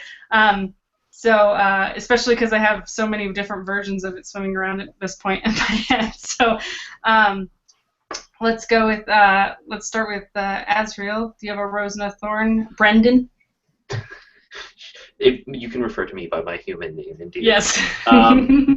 Yeah, my rose was how lovely everything coalesced together in the beginning, from all those questions and everybody's individual answers to the questions, ultimately putting together like what seemed to be a perfect combination story with the 2 dragons and the lost love and the library, and like it was great, and like that was absolutely a perfect beginning where I could see that getting into this great little adventure and then coming back and yelling at older dragons more, and that was really exciting beginning. I loved it. Do you want me to do my thorn as well right now? Yeah, let's just, so that we can go through a little faster. Sure. I think that my thorn, it's tough. I probably my thorn is actually that I didn't think about using the magic to solve problems earlier. Like it was so easy to be in the mode of talking and solving problems through talking when the magic is this great tool that you can call upon and solve problems in fantastic, flashy, awesome ways, that for it not to come up, like it just didn't even occur because I was so much in the mode of like, well, we should talk the dragon into being nice, right? They'll listen, or yell at them. So yeah, the thorn is just like having the magic be an actual key solution crop up more earlier. Yeah. Yeah, no, I think that's a good point. And just for the sake of people watching, can you describe what you would want to call on for something, what you would have called on, and then we can kind of just demo that quickly? Absolutely. So, so for instance, at the very end, I was thinking already of an easy way to do it would have been me going over with Very if she's scared and being like, I could cast a little magical tune and it would surround you in a little bubble of music that would just walk around with you, and as long as the music is going, it'll keep dark away from you. It'll just generate its own light, and it's so awesome. cute and adorable. So I would say, which moon would you be calling on to do that? I would actually think that since it's protection, I would think that's the stone moon is what I would be looking for. Great. And so maybe then it wouldn't actually be light. Maybe actually it would be something else, some stillness surrounding her, or like some sensation of just solidity from the music, like she's surrounded by the music as a wall. And so I would spend gems, right? Yep. How many would you want to spend on that? I would spend let's say 2. Cool. And he can spend them on anywhere he wants. The only thing that's going to happen now is that to help Very, he has a 0, +0, and to help Serac now is +0. So go ahead and roll, and then add your +2. I would roll. So that would be a 9 total. Sweet. So on a 7 and 9, pick one. The magic is the. When you call upon the magic of the moons, roll plus gems returned, which was 2. On a 7 and 9, pick one. So what did it look like when you called upon the moons? For me, I actually like have to raise my head to the moons, and I let out like a low crooning note that changes pitch depending upon which moon I'm calling to, cool. And it sort of echoes back an answer. Great. So pick one. The magic is exceptionally powerful, the magic remains within your control, or the magic impresses and frightens others. I wanted to terrify everyone. I'm thinking I would probably pick it remains within my control. Great. Very, as you walk, the ground seems to always be firm beneath you, even if it's sort of gravelly. It seems to smooth out underneath your claws, and as anytime there's something to be heard, the music gets very quiet, as almost to emphasize your surroundings. And when and it sort of makes a sort of more cheerful and happier tune when things seem a bit grim to you, and it's so powerful that basically it does exactly what you wanted, and only to Very, so no one else can hear the music. So that's how my moon magic would work. And yes, good thorn there. So Jen, do you have something you liked and something you didn't like so much? Yes, I absolutely loved the sort of feuding procession, because I felt like you took something from each of our little questions that we answered and stuck them all together into one sort of challenge, and that was really awesome. My thorn is and I don't know if this is a hangout thing, but we did not use the map. It might be a hangout thing. It might be just that we were playing in a 2-hour game. That could be a thing too. I was actually happy that we could have a map at all. So thanks for trying that out. Like I said, it's a little clunky to run this on Hangout. So thanks for. I feel like you could, if you're gonna do a campaign, it would probably work pretty well. But the combination of 2-hour game, trying to get everything together, yeah. Yeah, this is actually the shortest game I've ever run of this, so it's pretty impressive. Thank you all. Catherine, one thing you like and one thing you didn't like so much? In the same theme of you bringing together all our disparate ideas, is I liked how you asked us to contribute to what things looked like to help to allow us to kind of build Dragonia as we were playing it. I enjoyed that. But I think you could have really reinforced just how tiny we are in comparison to everything else. I mean, there was some of that, but I don't know. I enjoyed the description, but I didn't always feel like I was just this tiny little dragon and everything was too big and scary for me. So. Yeah, no, totally. Should have spiced that up a little bit more. Quinn, what's one thing you liked and one thing you didn't? One thing I really, really liked, there are a couple things, but like a big one that sticks in my head is I love how in the system and then in the sort of play of the game, there's this sort of generational kind of thing. We are these young, small dragons, and there are these great, big, powerful things that are still sort of slow to move, and that it's our job to sort of push them and sort of make, because we can't do it ourselves. So it's like it forces us to be social and to sort of stand up to entities that dwarf us in power, because it's the only way anything's going to happen. And so I liked how sort of everything just implicitly dragged that along, and sort of the big conflict we had there was like finally convincing these two big things to agree to do something or to take on tasks, and I really like that a lot. Thorns, I guess I was is sort of similar to Brenna's in terms of I didn't, we were having such a good time with sort of just the interaction. I think that the magic just didn't, it just didn't get slotted in there, and that could have just been an issue with the format. But it didn't pop up as a way that we could have solved any of these problems.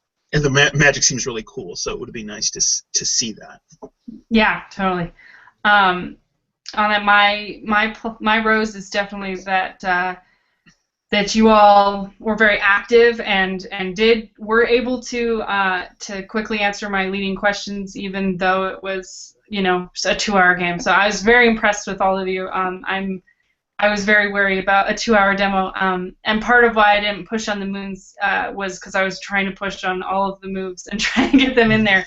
But I'm glad that you all brought that up at the end so we could at least show that a little bit. My thorn, I think, is that I got kind of caught up during it and had some longer descriptions where I should have just been like, and you're done, like, let's move on so that we can get more action in there. But that's mostly just me being excited. I think that I think mostly everything went pretty smoothly. I hope that we can add some stuff in here, like some of the pictures and things after the hangout, maybe use some edits. But I think this was great. So thank you very much for having me, Indie Plus. Thank you so much for running. Thank you. If people want to know more about Epyllion, or if they want to get a hold of Epyllion, how can they do that, Marissa? Yeah, so a couple of ways. We have the Magpie Games website, which is magpiegames.com /Epyllion. We also have Google Plus community, which is Epyllion, which we'll link somewhere in the comments. And we're in the middle of our Kickstarter campaign. We have about 2 weeks left.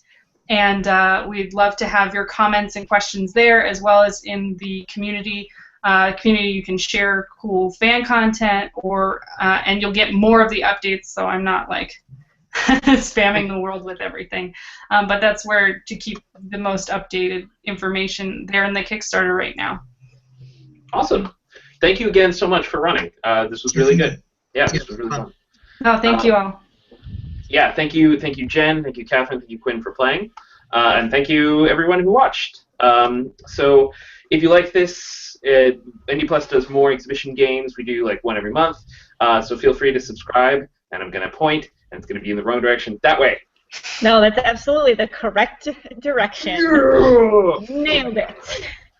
Finally, after a year. Please, this is a victory for me, and please celebrate my victory by clicking the subscribe button in the direction that I successfully pointed in. Thank you, everybody. Have a good night. Thank you. Thank you. Good night. Thanks, Marissa. Thanks.